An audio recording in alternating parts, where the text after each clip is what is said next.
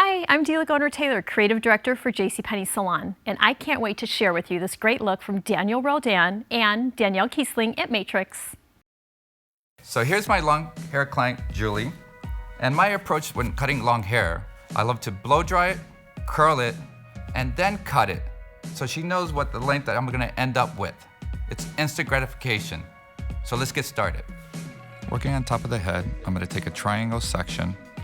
Using surface planing, I'm gonna surface plane towards the end. Working in this triangle pattern will allow the hair to release and go back to where it lives with no line of demarcation.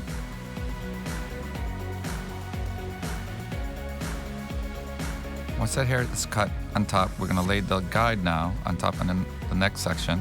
Surface plane, removing split ends, softening up the ends, and giving me nice fullness and body. Now I'm gonna cut the perimeter. Point cutting it to soften it the ends. We're gonna clean up the front, also using surface planing, working our way towards the bottom, moving the scissors continuously. We want to always move the cutting blade so we get a smooth, clean finish. Now we have body on top of the head.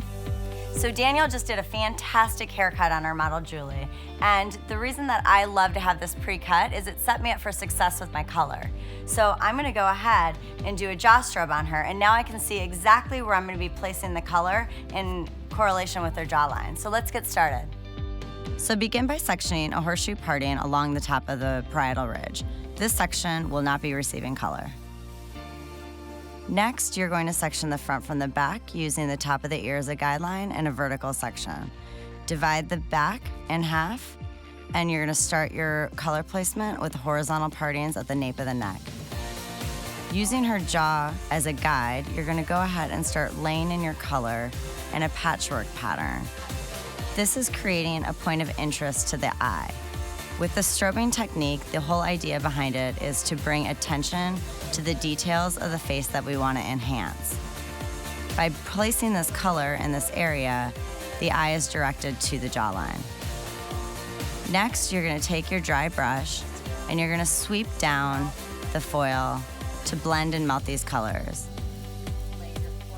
Seal your foil off, and then you're actually using that next foil as your palette for your next section. As you can see, a mastery tip is to use the lighter color first. This will help prevent any contamination of the tones as you're working along. In order to gain interest also with your client, you can go ahead and use different types of sponges to blend these colors together, such as cosmetic sponges, natural seafoam sponges, and craft sponges that you can buy and purchase at your craft store. Wow, look at that hair color that Danielle just did, using jaw strobing to accentuate that area. Now we're gonna style her into her new look. Using our styling line, Airy Builder, we're gonna apply it to dry hair.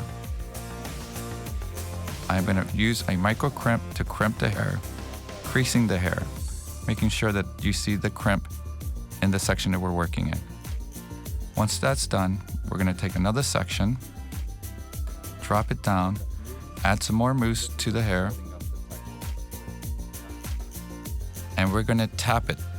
So we're gonna have two different textures when we're working on. So you can see the texture that we're building on and the support we're gonna get, and then we're also gonna have smoothness.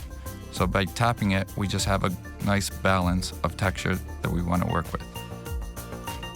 Okay, we wanna smooth the hair down to a low ponytail, taking a portion of her hair, wrapping around the tail. Instead of elastic, we're gonna wrap that tightly and add shape maker to that section. And then take your tail comb and tuck the end into the tail.